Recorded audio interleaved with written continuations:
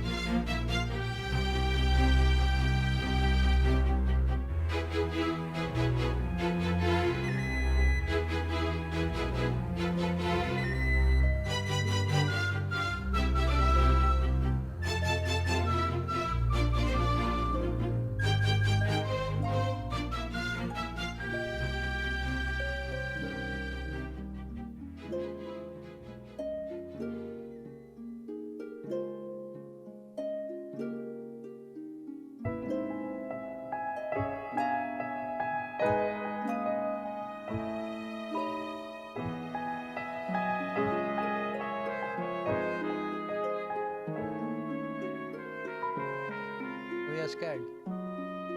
We are scared seeing the present. We are scared for the future.